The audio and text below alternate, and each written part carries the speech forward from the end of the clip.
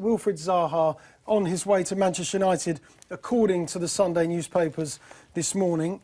From what you've seen of him, is he good enough to play for Manchester United? He's good enough to play for a team with that kind of quality, with the players that they've got, with Ryan Giggs, Nani, Ashley Young. That's the competition at United. That's the competition at Old Trafford. Yeah, he reminds me, when I first saw him, he reminded me a lot of Ashley Young when I first saw him at Watford, when he was playing on the right, where Wilfried Zaha generally plays now.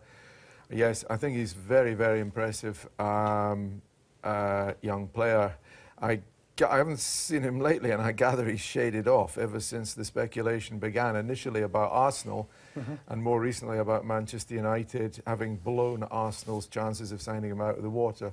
But, you know, the pure fact that Wenger and Ferguson want him tells its own story. I think he's a proper talent and capable, if the temperament's right, capable of playing 50 times for England. Yeah, I do. Yeah, Paul, you saw him against Nottingham Forest, didn't you? Back on, it wasn't Boxing Day, was it New Year's? It was over Christmas, yeah. I mean, I went partly to that game to have a look at him, and I was disappointed, not because he did anything wrong, but he just didn't get the ball, didn't seem to get involved in the game.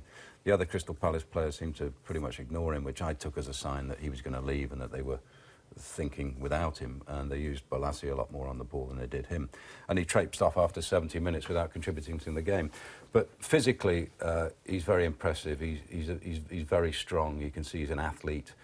He's got very good feet. He's got a trick, you know.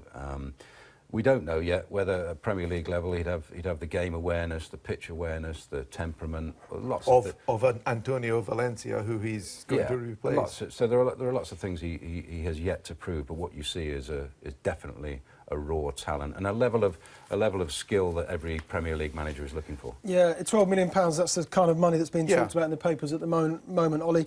Given that Theo Walcott, Alex Oxlade-Chamberlain from Southampton moved for sort of similar sums, maybe there's a bit more built in. Is that the kind of money that a top Premier League club would have to pay for a player of his quality from the Championship? Absolutely, absolutely. I mean, as you say, you've mentioned a couple of comparisons there, and I think that's entirely legitimate. I think, given what everybody's saying about Zaha,